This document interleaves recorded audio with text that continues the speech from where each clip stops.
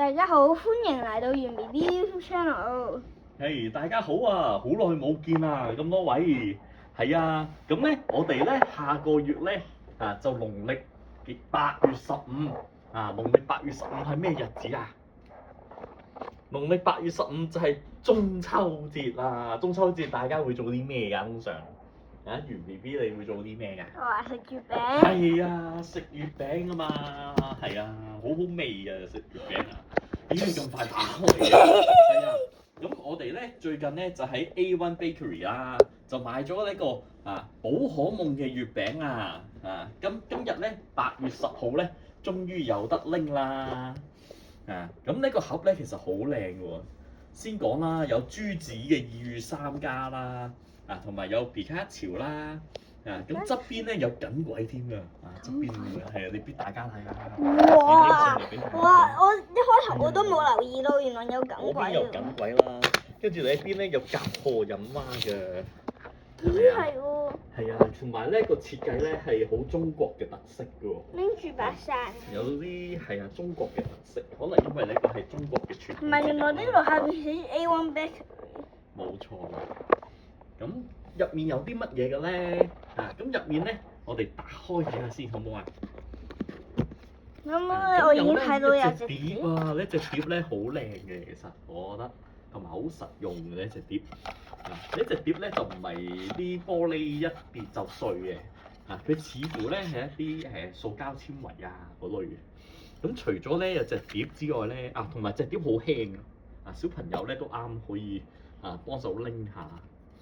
咁除咗隻碟之外咧，仲有一個卡包嘅。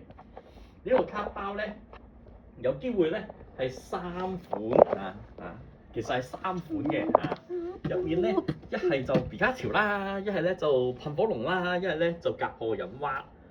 其實咧佢唔係話係啲寶可夢卡，但係咧其實就係 A1 嘅一啲會員卡嗰類嘅可以咧用你張卡嚟買嘢啦，有折頭咁樣咯，係啦。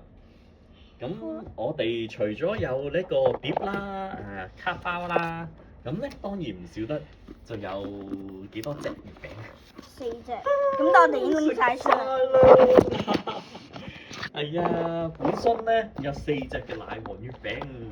我哋好快就食晒啦，因為好好味，未等都唔使等到中秋節啦，我哋已經食晒啦。咁所以今次咧，其實咧我哋咧就想開呢個卡包俾大家睇下，會係邊一張寶可夢卡咧？